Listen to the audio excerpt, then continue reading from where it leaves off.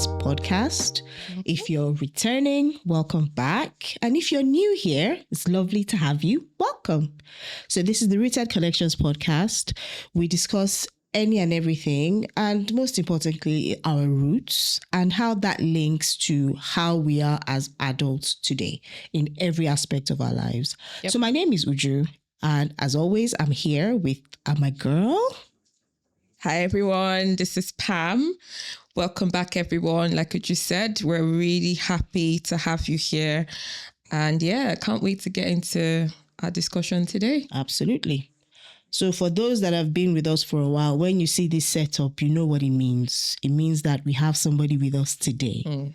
A special somebody. Very, we asked for your feedback and we got your feedback. You said you wanted us to get a more diverse range of guests. And we've listened. We haven't judged. And today we have with us someone really special, someone very dear to our hearts. Pam, we're going to introduce our guest today.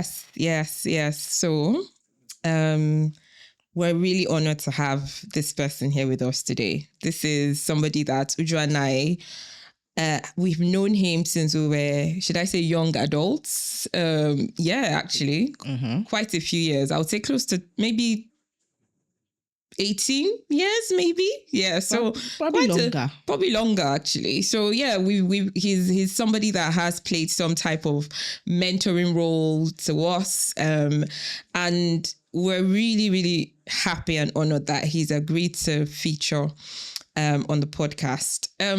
This is somebody that is many things to many people, different things to many people. And to us, he's a big brother. We've known him as a spiritual leader as well. He's a father, he's a husband, and he's a mentor.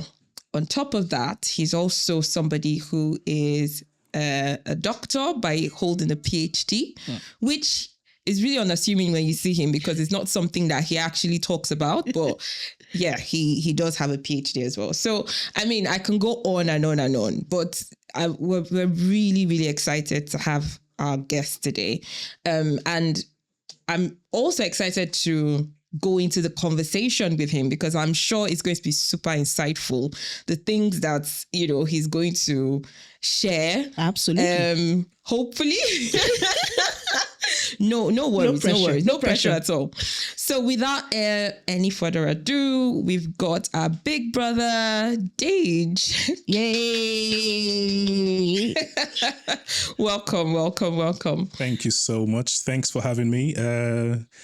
Honestly, that's very, very overwhelming. The introduction there, I've never been introduced that way before. And it's a bit weird. Actually. I know. Honestly, Pam, seriously? Well, it's true though. She has not a word of a lie. And I'm sure there are things I probably missed out of that. But thank God for that. Yeah, thank God you missed them out. Yeah. No, but I will even say this because when we first met you, we met you in church. Mm-hmm. And one of the things that struck me about you from then is just how balanced you were and how un-Nigerian you were in your thinking. Yes, because absolutely. we're so surrounded with Nigerians, and we only think one way. And you have a conversation with you and your mind is just opened and blown and enlightened. And when we thought about today's topic, we're like, there's no better person to have this conversation than to bring you on. Wow. So that is no pressure. No pressure at all. Yeah. I've actually been mistaken for Kenyan. Oh, wow. A few times, which I haven't, maybe it's the Hausa blood in me that's making me look. Okay, so let me just add that you're multilingual as well. Oh, God. See? You're just, you speak different languages. I'm trying to speak different languages. I know a few languages. I speak different languages, but I'm trying to learn more. It will. So yeah, this is honestly, thank you so much for coming. We're really grateful to have you. We'll go into the topic, but one of the things traditionally we tend to do with our guests is that we like to open up with a conversational question. So like an icebreaker. So not putting you on the spot, but a question that we might get a chance to answer it ourselves, but one of the questions I find, and I actually do ask myself a lot, is what are the things that you've learned from your life experiences, mistakes, failures, and how has that shaped you into who you are today? That's actually very good. That's a good question. I've made a lot of mistakes, a catalogue of mistakes. And what I've learned about myself is that, number one, I can make mistakes. That's one. I'm not infallible. Secondly, is that when I do realize that I've made a mistake, I've discovered that I beat myself up a little while, but afterwards I don't stay beaten up. That's the word. And the thing is, it gives me an insight into myself and my psyche and what I think. And also, it also helps me reshape my worldview. So after I've made the mistake and I realize, oh, wow, you've messed up there. Right. What do you think happened I kind of trace the mistake or the steps leading to that mistake. And I ask myself, okay, if I could go back, what would I change about those steps? And sometimes I find I actually won't change anything, so I'll still make the same mistake. You get what I'm saying? So, and sometimes I find, all right, maybe if I don't do X, Y will not happen. So, sorry, I'm an engineer, so I always think high process thinking. So, and it's so that's one thing I found about myself. I tend to beat myself up a bit, but then I don't stay beaten down, and I realize, listen, c'est la vie. Yeah, I'm human, but I don't use that as an excuse to make another mistake. Right. Absolutely. So I know I'm human, so I know I'm prone to making mistakes. Yeah. So I'm a bit more cautious when I find myself in a similar situation. I tell people that I don't rely on my brain too much anymore. I don't rely on my brain because the danger for me, I don't know about other people, is because you use your brain for so many things, for other stuff, you tend to deceive yourself a lot into thinking that you can actually think your way around things. Right. And one of the things I realize is, listen, it's not that I take life on the fly, as in, okay, happy-go-lucky, okay, this is what's happening, I don't plan, or no, it's not that. It's once I notice that, oh, something like this has happened before, and I rely on my spiritual side and say, okay, God, this has happened. Please, the next time something like this wants to happen, just let me know. Give me an idea. So let me be aware. And once I notice that something like this is about to happen, then and I quickly...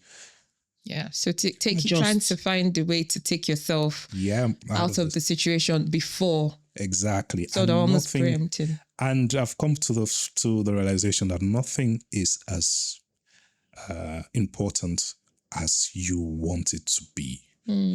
As you think it is, It's only as important as you want it to be. So whatever it is, the only thing that is vitally important is your life. Right. And the people you're responsible for. The people you are directly responsible for. Yes. And they might not want you to be responsible for them. You know that you're a parent.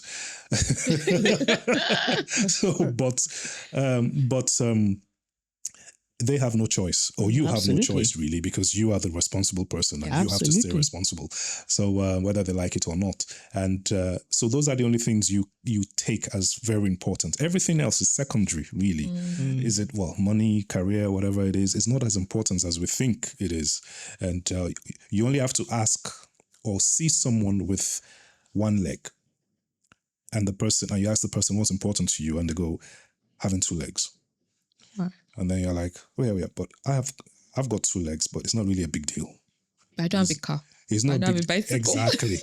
It's not a big deal to you because you've got 2 legs. It's a big deal for the person with 1 leg. So you see, so your perspective changes depending on the situation and the situational circumstance and your own personal circumstance as well. And as soon as anything happens, I just write, okay, what's the lesson in this? Right. That's exactly what I think. As soon as something happens, what's the lesson in this? What am I supposed to take from this? It doesn't matter whether it's directly to me or by proxy. Proxy as in family Somebody member or around whatever. you. Right. And I just, okay, what's the lesson in this? Okay. Is it directly because of me, or is it because someone else needs to see this happen to me or to that person to learn something? And that's the way life is, really. Yeah, wow. That's the hard one. No. Honestly, maybe I'm just selfish or just lazy. I pray to God, I say, God, please don't use me to do negative example. And let me not go through it because another person needs to learn it. Please. God, please. I know. But it's easy to I'm not actually easy, but it's a nice way to think and say, I don't ever want to find myself in this situation. But unfortunately, there are some things that are completely out of your control. Absolutely. Yes. And you just find yourself in a situation where this is, as a matter of choice or as a matter of choice of other people, you find yourself in this failure, or you find yourself in this situation that, you're having to you're making a mistake, if that makes sense. Mm-hmm. So I think for me, though, and just from what you were saying, more importantly is what's the lesson? Mm-hmm. And actually another important point is, yes, as much as I don't want to be the one that I want people to learn from, also learning from other people's mistakes is so important, because it really helps to change your perspective on life. But I think one of the things for me that is also important is when I find myself in situations, because we're all human. And, sometimes in a bit of, nobody's watching, or I can just... we have all fallen short of that. And one of the things I've come to realize is forgiving yourself is so key. Forgiving yourself that you've made this mistake. And one of the points as well is, how do we fail forward? Yeah. Because failing forward is a thing that many people struggle with. And I liked what you said. You don't dwell in the mistake or in the failure. It's happened. What is it I need to learn from this experience? Or what is it I'm learning from this person's experience that would help to shape my mindset, so that if I find myself in a similar situation, I can almost preempt that, okay, this thing is about to happen again. Right. Please, let's God, not be a repeat of... Father, Lord, help me. It's critical, honestly. It's critical. I think we can go on this topic because it opens a big can of worms, because you just spoke about forgiveness. And I think often forgiving yourself is even harder than forgiving other people. Yeah. Oh, yes. So even to your point where you're saying tracing the steps as to where you made the mistake, sometimes you get stuck in that because it's like, how could I do this? Yeah. So, and forgiving yourself is often more difficult. Guys, remember I told you this can be like a therapy session. I think we are getting to that. We are. We are getting to it's that. It's not our topic for today, so let's not. But thank you so much. That was very. I said it'd be insightful. Absolutely. Thank you so much. Okay, so our topic for today is one. And it's really why we needed to have male perspective on the podcast, because Joe and I would say we've touched on some of these topics, and we're very honest in saying that we don't know. We don't know, because all we can do is base it on conversations we've had with male, the men in our lives, or just in general, sort of societal expectations about what it should be. But so it'd be nice to hear from a male perspective on some of these assumptions that we make. And one of the topics that we really wanted to explore, particularly within the African context, is masculinity. Okay. What is masculinity? And again, why we thought you would be really good for this is you have 2 men, an adult son and one that is about to be an adult, which you've, I would say you guys have done a fantastic job. Absolutely. Raising these 2 wonderful men. So we would like to know, first of all, your definition of masculinity. And I mean, not in general, I mean, specifically in the context of raising Black boys. Okay. In this society, have you navigated the understanding of to them, or your understanding of masculinity, and have you passed it on to them? Okay. Oh, thank you for that. And yes, thank you for referring to them as men, because if you refer to them as boys, they are men. Even boys, last time I saw them, I was like, men. As in, I felt so short. I'm like, oh my God, I remember when they were like this. Yeah, exactly. And it's interesting because if you refer to them as boys, they go, yeah, all right, okay, yeah, no, it's fine. We'll call you men. Well, masculinity is a very strange word. Very, very strange word. And the reason being, there's no one definition at all about masculinity. And masculinity is on a spectrum. You can have, and this is something I got actually from Jordan Peterson. And is an eminent psychologist, is Canadian, and I like his view on quite a lot of things. He outlined masculinity as, yes, it is on a spectrum. You have a lot of most boys or most men are typically, probably 80%, they exhibit masculine traits. So you have like the burliness and all that, and the gruffness and the roughness and all those kind of things. And maybe very few are effeminate. Okay, they exhibit the caring, the nurturing side of that. Yeah, it's just like you have in females, in femininity, is also in a spectrum. Right. Some are tomboys, and they're a lot more rough and gruff. Very, very few percentage of them, but most women are more caring, nurturing, the girly, and those kind of things. So you find yourself on that spectrum. But for most of the population on the planet, men are usually more rough, more burly, and all that. And masculinity is just a way of, personally anyway, what I see as masculinity, what I'll define as masculinity is the way, let me not say the way I exhibit those traits. That's masculinity. Now, those traits are not their traits, that's fine, but within my maleness, I think that's the word. I don't know whether it's a real word, but I've just made it up. But within my maleness, my thinking is attached to my masculinity. The way I think, the way I view the world, the way I act. My character, my attitude is connected to my masculinity. Right. Now, there are some that I am, how do I put it, a slave to my genetics, if that's the word I use, or DNA. So there are some things that I'll think or I'll do, not because I want to do them, but it's just because it's just being a guy. That's the first thing you think. That's the first thing you do. And that's just it. And that's just biology. Right. Okay. It's nothing to do with the product of where you are. It is just biology. And what we now try to learn is how to put down the biology and increase the psychology. And that's where the problem lies a lot. And especially those within the West. But that's another topic for another day. Yeah. Okay. Wow. Okay.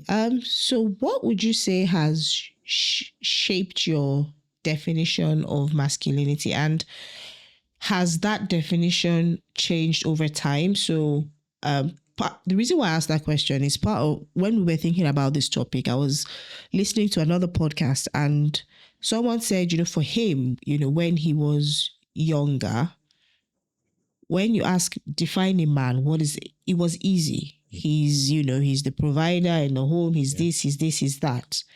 That was what his father did. That was exactly what he was. He grew up expecting that he's supposed to do. So the definition for him was super clear. But now it's not, because the world has changed. So coming to how to teach young boys what is a man? What is a man? How do you pass that on to the next generation? Okay. Given that some of the traditional definitions of being a man, women can do all those things now. Well, yeah, you're very correct. And I had this conversation with my men, my boys. I have this conversation with them periodically.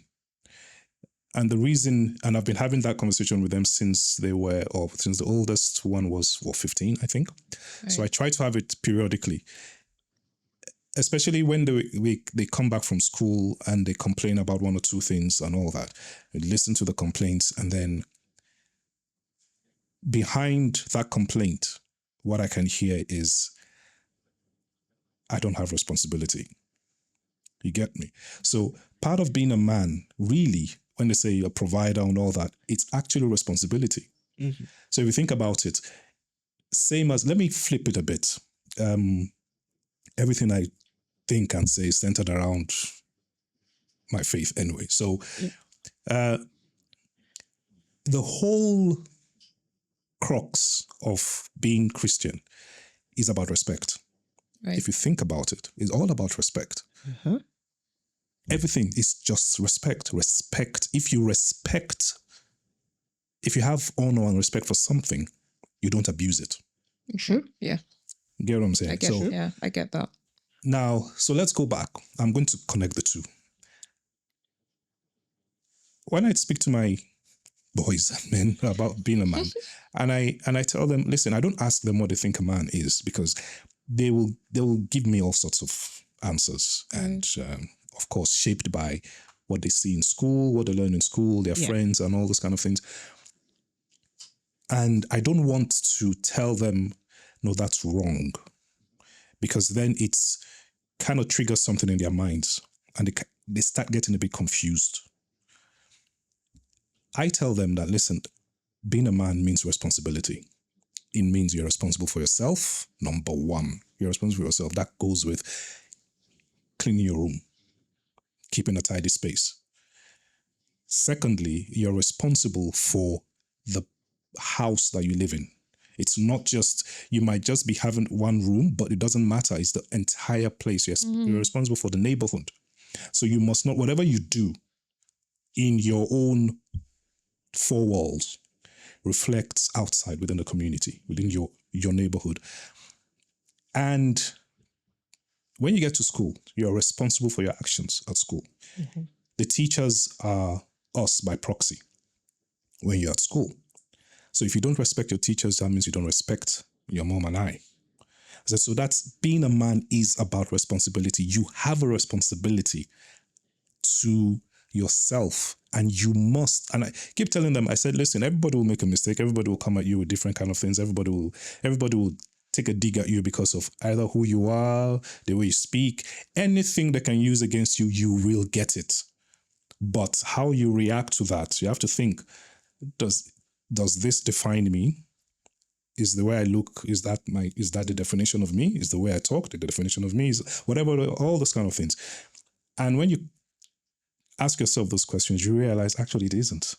So if someone comes at you using one of those topics, you don't get wound up about it, because you already know that doesn't actually define you. It's just one aspect of yourself, and it changes as you grow older.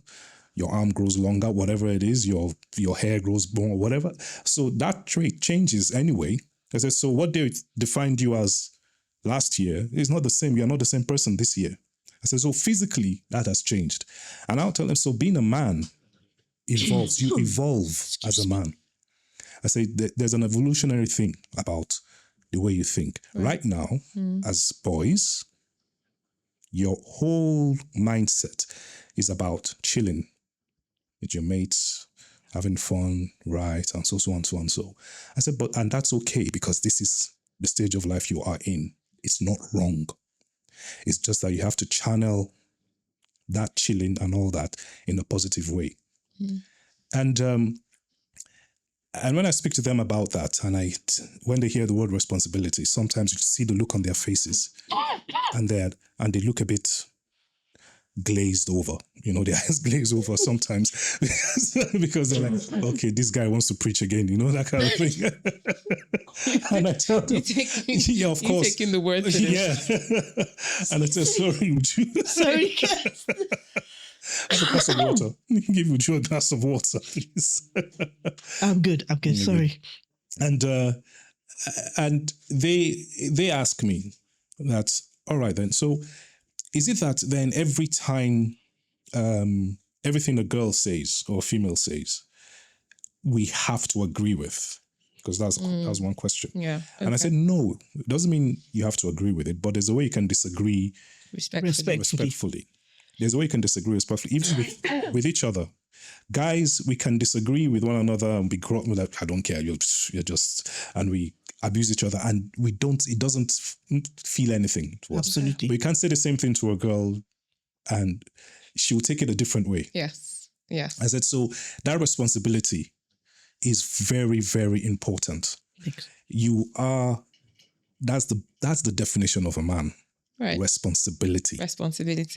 Okay, so playing a little bit of, I don't want to use the word devil's advocate, but to put in a little bit of spin to that. I hear what you're saying, and I feel like those responsibilities are also relevant for everyone. Yeah. Everybody is responsible. So in terms of defining roles and responsibilities, I think that's the key difference that I wanted to draw out of that conversation. Because we have girls. Yep. And I often think, what would it have been like to have a male child, you know? But you've had to raise boys into men, you know? That's what it... And I can imagine some of those, I would say, difficulties in doing that, because like I said, they're not your average, you know, how they've turned out. Let's be honest, you know, in terms of the way that the world is going now with, you know, ideologies and all of that stuff. They've come out to be fine young men. So in terms of defining these roles and responsibilities, how have you been, what makes it different for them?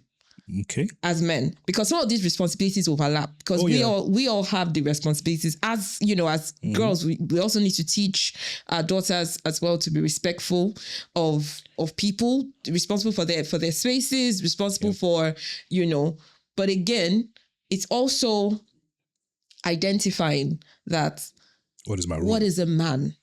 It was the gender roles, basically. What are those gender roles? Thank you. The gender roles are here to stay, even though we want to try and murky the waters a bit with some semantics. But the roles are clear. Now, when I told you, I will go back to Bible things. No, please do, because we're all people of faith here, so... The thing is, when God created man and woman and he gave, what he did that many people fail to realize is that he did not say that the woman will be subservient to the man. He didn't. Say it louder, please. Louder. It is. That help that he said, help meet. Unfortunately, some people have spun it to be a subservience, but it's not. That help is strength and support. That's actually what that help means, strength and support. God said, listen, my guy, you need... You're going to need... Yeah, you need someone strong. You need someone able to hold you up and support you. So I'm going to give you someone to do that. And he formed woman. I said, okay, now you are strong. You get me? So it's like, and the gender role is, yes, the man, yes, the head of the home, true, but the head of the home in the sense that there are let me not count. In the sense that if God wants to hold anyone responsible in the house for a mistake, is the man. So, dude, you are the one that I have put here as the head. You are the MD. Even though you have equal pay with the CFO, but you are the MD. You get what I'm saying? Please, don't just, you can't, sorry, you cannot gloss over that. Yeah. And I think that's one of the things we really wanted to draw out of this conversation, because one of the topics that we talked about in our first episode, season was around this whole idea of submission as well, which I think you're alluding to. And it's important because God loves us equally. Absolutely. And a lot of this issue of submission, and again, just drawing from what you're saying now, is I like what you just said there. You said equal pay. We all get paid equally. Yep. We just have different roles. And the truth of the matter is that there has to be somebody right at the top who is steering the ship. But there needs to be a time where that person needs to take a minute to rest, to recharge. So I then step in to support that, vice versa. So can you please elaborate on that? I should elaborate on that. Yes, it is a sensitive topic because we don't want to admit the truth. That's why, on both sides, men and women, husband and wife, don't want to admit the truth. Unfortunately, the subservient side of things, or the subservient view, is what is predominant, and it is false. It is wrong. It's not in the Bible that a woman should be subservient to the man. It's not there. But we've just inferred that it is. Equal pay, yes. God will say, that's why God asks the man, come on, why did you mess this up? I gave you an instruction and you've messed up. Why? I said, well, is the person you gave me that did this. And God said, all right. God first addressed the man because he was the one that I put in charge. And he knows what he puts in both sexes. Yeah. He puts certain traits in the man and certain traits in the woman. Certain traits in the man that are missing in the woman, and the ones in the woman that are missing in the man. But with both of them together, they form a whole. Yeah. And that's it. That's why you need that that unit. And if one is missing, it's evident if one is missing. So when you have a man who is a bully in the house, you get what I'm saying? Oh, what am I looking at? Who is a bully in the house? Loudix. And you tend to realize that, unfortunately, he's just confused. He's confused and weak. It's weak because it's easy to be a bully than it is to not be a bully. Okay. Take, for instance, if I'll use maybe stealing as an obvious thing. If Uju should put maybe a bar of gold on the stool next to me, and there's no one here, Uju says, this is a bar of gold. She didn't say this is my bar of gold. It's a bar of gold. But this bar of gold is actually in this place that doesn't belong to me. It's not in my house. It's not in wherever that belongs to me. And I know this bar of gold doesn't belong to me. And I can take this bar of gold, and Uju won't ask who took my bar of gold. Because Uju has many bars of gold. Right. He didn't say amen. I've said this insane. And but it's easy for me to take that bar of gold and go. I can justify taking that bar of gold, even though I wasn't directly given take. But I can justify it. I've stolen it. Yeah. But I won't justify it to myself as stealing. I've just taken it from a bunch. It's easy for me to do that, especially if I'm broke. Yeah. Yeah? Yeah. It's easy. I can justify, come on, there are thousands. I can see thousands of bars of gold here. So taking just one is not going to, and it's going to help me a lot because we haven't eaten, we haven't so. So easily I can do that. The most difficult thing is leaving it there, ignoring that is there, or ignoring the desire in me to take it. Yeah. Really, really the strength it takes to ignore that desire and carry on and leave that vicinity without taking that bar of gold, knowing that seriously it will help me for the next 1 year. That takes strength. It's easy to be a bully. It's easy to look at someone and go, come on, I need this. Give it. It's easy to do that. It's more difficult To be kind. to hold your tongue and be kind. That's why God said, woman, submit. Because it's difficult for women to submit, especially. And submission is not about being subservient. Again, it isn't at all. And I think that's the key difference here, isn't it? It isn't. And we forget that God actually says, submit one to another. Absolutely. Submit one to Absolutely. another. Nicely forget of course, that. because it doesn't follow their narrative. So the submission actually means, listen, we're in a discussion. You have a point, I have a point. But I know that your point is valid, you know my point is valid. But so that we keep going in the same direction. Okay, let's look at let's take your point. So I submit my point to yours. And it's more about even in a you're a lawyer. You get what I'm saying? In a law setting. Not practicing, but yes. Well, I know, but you've gone through the training and all those kind of things. So it's the prosecution and the defense. Unless the judge says, okay, the prosecution, you've won the case, whatever it is. Sometimes one or either, depending on how the case is going, will have to submit. Like, okay, listen, of course. We'll just let it go. Yeah. And that's what it means, because they know that carrying on this trial is in nobody's interest. It's not benefiting anyone. Yeah.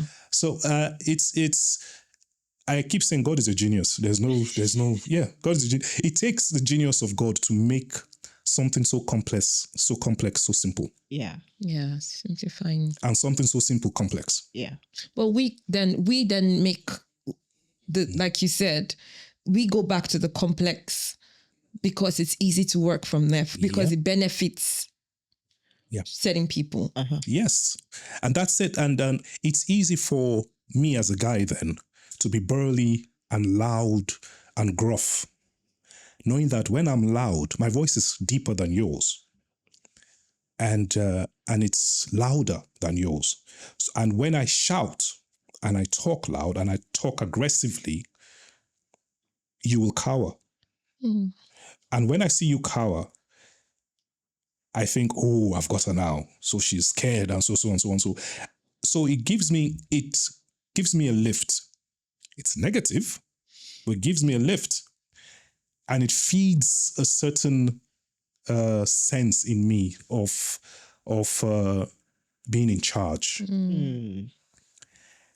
And once it feeds that, but let me tell you the truth, as a guy, 5 minutes afterwards or 10 minutes afterwards, it's just like when you have a sugar high. Afterwards, it comes down. Whatever goes up comes down. You start to think, actually, that was that was stupid. But of course, the damage has been done. You can't come back from it. You can't, exactly. So the next time something happens and you feel your authority being challenged, guys, we take a lot of, we put a lot of score on authority. Respect. Yes. And the reason being is that as a guy, as a man, immediately we're looking to solve problems. That's just it. That's just been in us to solve a problem. And when we find a challenge or problem, we want to solve it quickly. We want to solve it quickly and want to solve it well. It might not go as planned, but that's immediate thing that drives us. We just want to solve that problem. A car, the tire is bust, immediately bring the jack and let's start doing it. We don't want to know what caused the tire to bust. Not now, not that time. First, the tire is bust, fix the tire. Afterwards, we'll now inspect maybe the flat tire. Oh, it was a nail. Oh, so where did we pass? We now... Yeah. Afterwards, yeah. Yeah, but for a woman, it's firstly analyze the bus tire. Where did I pass? What's all this thing? So you do all that before you now Get to Get to get fix to it. changing the tire. So both are equally right. There's no wrong one in there. It's just when that thing needs to happen. Yeah. That you have to agree on. And it's interesting when we see each other's faults Mm-hmm. Mm-hmm. and it's laid bare. We see it. Now, a good woman, a good man will understand that, oh, okay, listen, I can see my fault in this person's eyes. So, okay, I need to ask this person because I'm with this person. Okay, help me. I know this is an error. Sometimes you can't solve that problem physically. Yes. Yep. So you say, okay, listen, you have to live with me with this issue. So you have to live with me with this issue. But now this is where your help comes in. You have to now help me with this issue. When we're in public and you see this thing, this is what Just you help need to mask do. it. Do this, then I'll know. Give me this sign, this, then I'll know. And when we're in private, just nudge me that, okay, no, you're stepping out of line or do something. And that's where you come in. And so you bear each other. You bear each other's burdens. But at the end of the day, when a decision needs to be made and you're at a crossroad, no one wants to yield. Yes. That's where you really need to now ask yourselves, what use is fighting? And if you're at a crossroads, it's not a bad place to be. All you've just proven is that neither of you have the solution. Okay. That's all you've proven. Yeah. You don't have the solution, then who has the solution? God. Okay. God. We lean on God. Sort it for us, kind of thing. And don't put a time limit on it. Sometimes that's also the problem. Put a time and you go, in 1 month. After 1 month is gone, still no solution. No, this thing is to... But who tells you or who has told you that it needs to happen in 4 months, in 1 month, in 4 months, in 2 weeks? Can just be a goal that you're just That's the thing. Just, It could be. Now, say you're an economist. I am. By training. So there you go. Now, if and your husband is an accountant. Now, Yeah. now you see that. Now, when it comes to investing, say for instance, you want to invest in. Okay, I'll use my very popular one, Vanguard Investments, and you go, okay, let's use it, Vanguard. I'm sure if my wife hears this, she'll start laughing. I was thinking Vanguard newspaper. It's and you go, okay, and one of you says, no, let's go into S&P 500. No, and one of them, no, let's go into let's put some money in Tesla, let's put some money in Amazon, let's put some money in so, and those kind of things. It doesn't. If you do it today, if you decide, okay, let's put 100K in this one today, right, it doesn't mean that 100K in the next 12 months is going to yield 1K. Yeah. It doesn't mean that. It might be that in the next 1 year, it has gone down to 80K because of the way the markets have been moved, yeah. And you have to live with that because you decided. If you now do it in 11 months' time and put that 100K in 1 month, the markets will have gone so bad that you will now make 150K simply because of the market trend or something that's happened in the market. Yes. So you have to realize that time is, as a man and a woman in a relationship, in a marriage, yes, you put a time to something, but don't fixate on it. Because if you fixate on it, it creates so many issues. And that's where you now have the issue about submission and the issue about who's the authority. Right. Because you've decided, oh, yes, we said we are going to do it at this time. No. You're wasting time. You're doing this, you're doing that. As long as you recognize that you're working hard in a relationship. I'm working hard in a relationship to move things forward. That's all that matters. Don't and each one's work is vital. If I put yours down on, let's give you a for instance. I've been at home now for the past 2 weeks working from home. Give you expo. I hate it. What, working from home? Yeah, I hate working from home. Wow. I can't. Because I find I'm not productive at all. It works for other people depending on what you do. I know, no, it's true. Most people do. That's the thing. But I need a space where I know that, okay, this is work, and I'm able to I can walk to my colleague's desk and we can talk. Yes, I can do it on over Teams, but there's maybe it's because of the profession I'm in. We need to be able to talk and outline some things. I realize that I can't do it on Teams, over Teams. I can't, no matter how I try. Anyway, my wife comes back from work.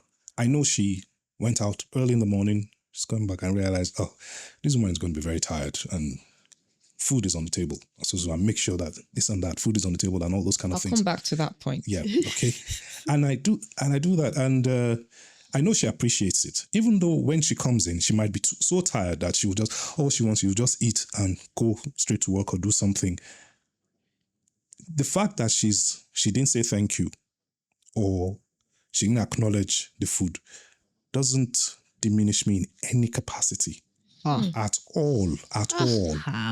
All I know is she was tired and she needs to rest. My job at that time is to ensure that the atmosphere is conducive for her to rest. Can I just say as well that the reason why that would not matter to you, I think, is you know her heart. Yep. And you know her. Yep. For many people, this is not my job anyway. Yeah. It's not my work. You are the woman of the house. Yeah. You're supposed to be cool. The fact that I even took my time to make this thing for you, you are not even showing appreciation. I think that goes back to what we were saying earlier in terms of this specification of gender roles in your mind. Yeah. So the reason you're not thinking about that is because to your mind, it's not this is my wife's job that I am doing for her. Mm-hmm.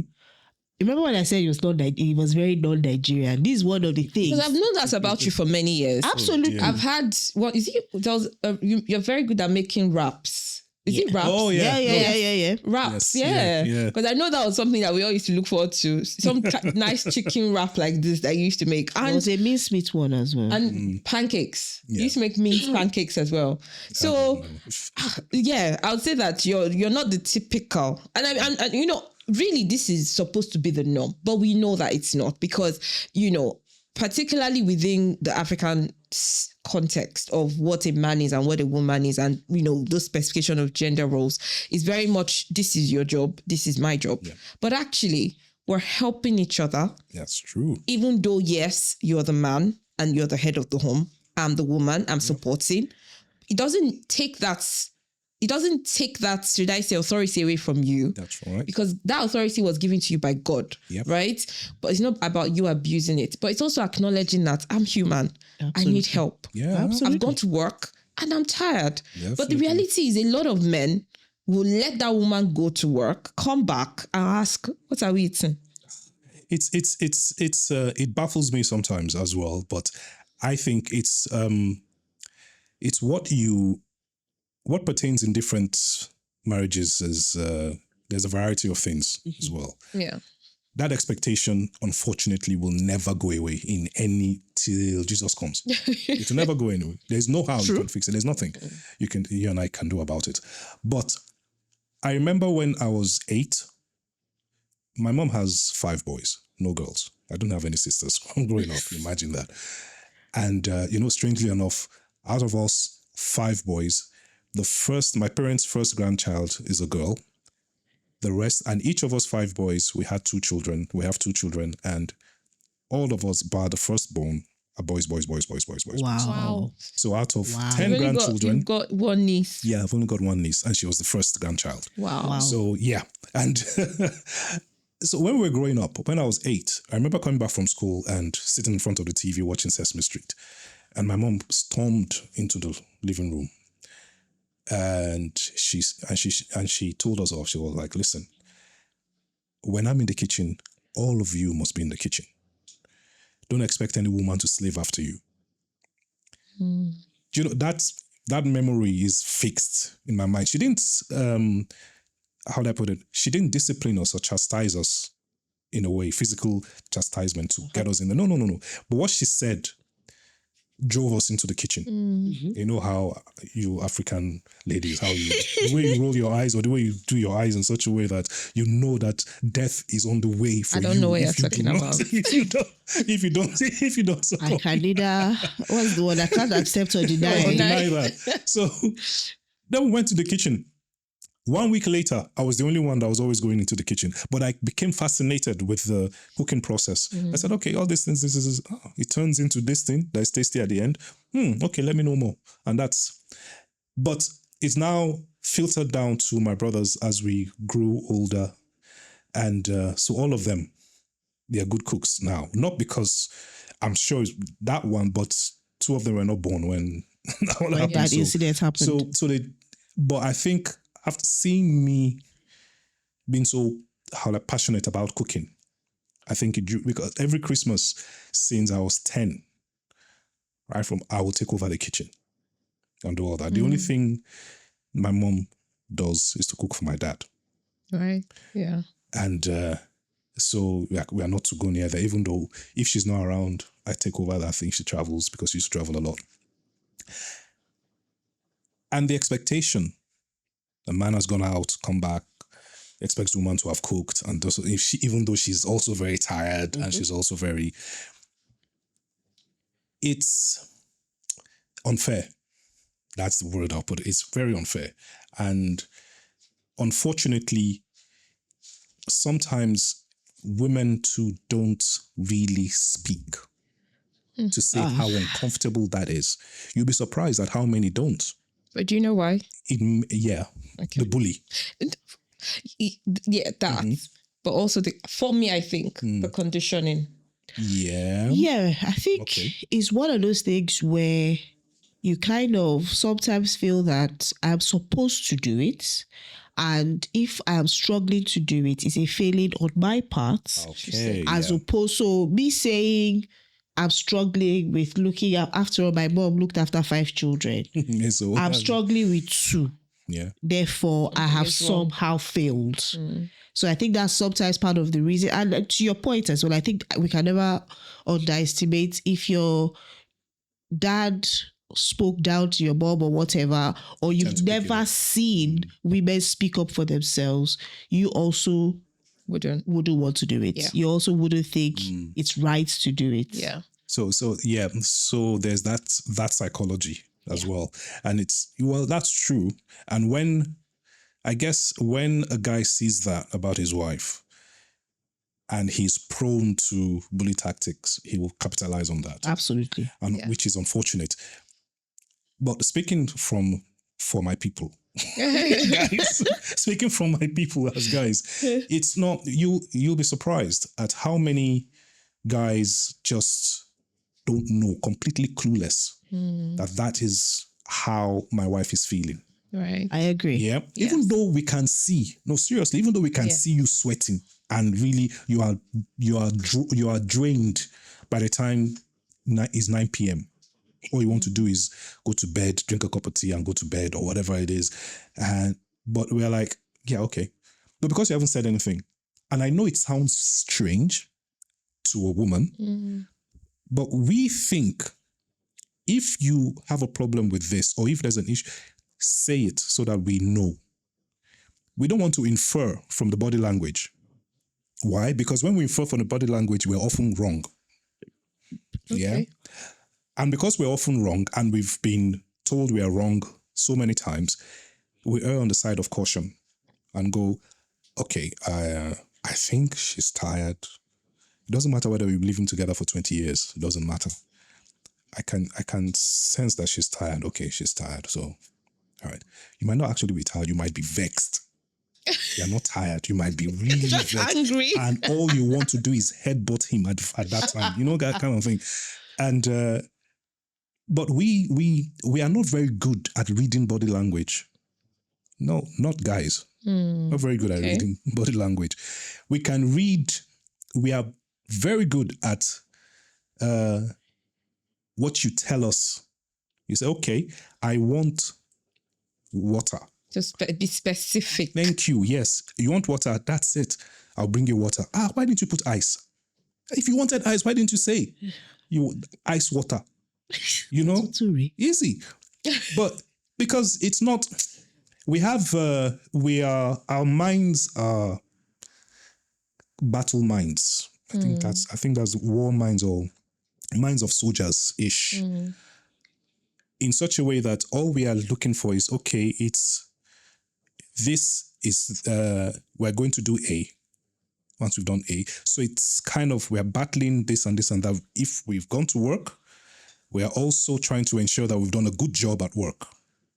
Knowing that if we get fired, there's less food in the house. Yeah. So, you know, all those kind of, so when we get back home and we are thinking, okay, I think there should be food ready. And we get back home, there's no food. Two things can happen. Number one, if we know that, you get back home later than I do, it's silly to think that there should be food on the table unless you cooked the day before. Mm-hmm. Or you are back home, but the children are more demanding. They are very demanding. So you have to look after the children and there's no food on the table. So when I get back home, I'm thinking, okay, cut us some slack. And I don't know how to cook.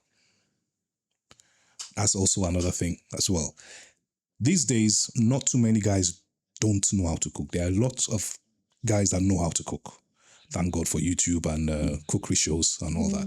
Some just refuse to know how to cook. I've said what's up. Yeah. Okay. Some just refuse to know how to cook. Mm-hmm. And your inability to do that as a guy, you don't see that as a problem. Because it's not a big deal to you. Not know how to cook. Easily, KFC, for this, that, and so on. So we're not that too bothered, seriously, about that. African men, we are bothered about that. The only reason why we are bothered about that is because African food is infinitely tastier than all the McDonald's and all those kind of things. And they can be complicated to make. Yeah. And we don't have the patience to learn that complicated process, but we like the end result. Mm-hmm. So now when we have someone that knows how to create that complexity and present it, we are very happy. And now that's what we look forward to. So not having it when we expect that it's there also tends to get our backs up. Mm. And if we are spoilt, and that's also the problem sometimes. Come on, you are bringing Edika Ikon every 2 days, every 3 days. My expectation is every 3 days there's Edika Ikon. So after 2 times that thing hasn't happened, I'm like, okay, what happened now? Why? Is there something wrong? And if you say you're tired, but thinking, I don't understand that word, tired. What do you, what's so difficult about it? But we forget that, if it's not as difficult, why didn't we learn it? True. Mm-hmm. So it's not an indictment on both sides of things. Right. But African upbringing as a guy is tough love. And it is good in a way. All have both the positives and the negatives. Mm-hmm. Permissive parenting too has the positives and negatives, which is sometimes what is practiced in the West. Yeah. I read an article where a woman she and her husband carried a permissive parenting for about a couple of years, and she said, no way that they reverted. They're not Africans, in the UK somewhere. They said they reverted, and because they realized that their 7-8-year-old daughter started becoming a terror in the household. Wow. And they just said, no way. And they stopped it there. And then she said, because primitive parenting is the most evil thing ever, they're going to raise Evil. Yeah. They're going to raise someone that doesn't understand the word no. No, yeah, absolutely. No boundaries. Absolutely. No boundaries. And but as a guy, Africans, you bring up the man in such a way as to expect you. Yes, you're the provider, but provider in such a way that you are not, which is one aspect of African parenting that might need a bit of touching up. Provider in such a way that, yes, you bring home the bacon, yeah, as they say. But it doesn't stop there. Yeah. It goes beyond Security, exactly. You also provide security. You also provide peace. You also provide calm. You also provide a nurturing space, a space for your wife to be able to do what she's best at concerning the children and concerning you, but especially concerning herself. So you're each other's first ministries. We don't have time. Why? You see, you don't We've have time. taken this, excuse me, guys. We're taking it to another level. We've taken it where we didn't even intend to go It's to a ministry. But, Pastor Deji, I think you have to come back. Oh, okay. There's a lot that we haven't. Yeah. There's a lot you have said that has really touched home, but I think that there's still a lot that we need to unpack, because if there's anything that I'm going to take away from today's conversation, is what you said happened to you when you were 8 years old. That just goes to show what happens when a parent is intentional and thinks a little bit outside the box. So she has raised 5 men who, to her testament, will not be a burden on their wives in certain ways. Yeah. And it will not be something difficult for them to learn, how to. A lot of men, to their credits, have learned to do these things now. But for the case of, because your mom did that to you from when you guys were young, it would not have been a difficult transition for you as adults. So if there's one thing I would take away from this conversation, is intentionality. Yeah. And to my darling sisters, ask. Sometimes they are seeing you, but they are not seeing you. We have heard it from... Yes. We have heard it direct. You have been told. Say it. Ask. Clearly. Make your wishes clearly known. It's really important. And, and sometimes we don't know these things. Hence why we need to have these conversations, because it's quite annoying, honestly. Oh, yes. To be in the same space with someone who is seeing you doing X, Y, and Z. And to them, they don't feel... And truly what you said makes sense, because a lot of guys really, when we've had these conversations, like, is that, first of all, when women ask for things, we want it done. We want it done a certain way. We want it done at a certain time, because that is how we work. Yeah. But men work a little bit different. They might have a different timeline to doing that thing. And for me, if I want this place hoovered, please hoover it now. Yeah. Right now. I think we've seen some of those skits where, the man will say, I will do it. And then you come back. Before you look, she has done it already. Yeah. So also maybe it's also adapting that mindset that, okay, give him the opportunity to get round to it. And again, it's about finding that common ground. But, credit as well to your mom, just from what Uju was saying, because there are still some women who would have boys in the house and still raise those boys to have the expectation that their wives will have to do everything. Yeah, true. And also credit to your dad as well for providing that safe space for your mom to do that. Absolutely. It's a straight, sorry, just to jump in there. It was an odd bringing up. The reason I say it's odd, because my dad, I think he knows how to cook, and my dad has moved around quite a bit as well.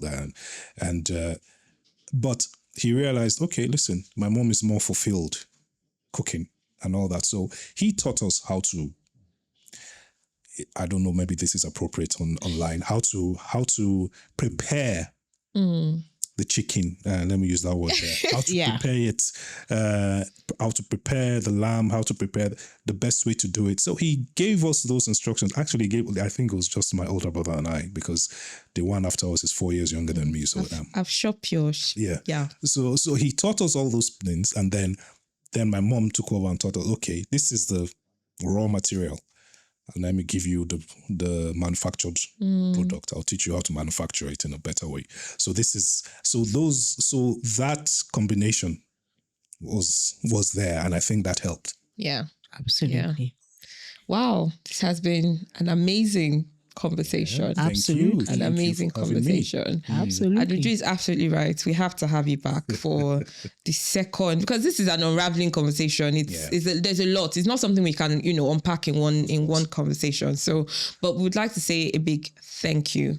Thank you so much for coming. Thank you. Thank you so much, because I know that you're very busy. Very. So it was just by, in fact, I think God's doing that. This was the perfect timing, because I know that you actually don't even reside in the UK at the moment. So thank you so much for making the time for Thank you us. so much for having me. Thank you, and I would love to come back. Yay. But I have to plan it.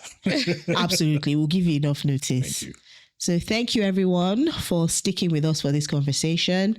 Don't forget to like, share, subscribe. Very important. We need those likes. So if you've been here and watching this and you still haven't subscribed, why? What are you doing? I'm looking at you. Why? What are you doing? Please. Because that way it allows us to have more guests, and more conversations. So it's really important that you guys, engage with us in that way. Thank you very much. Thank you. See you on the next one. Until next time.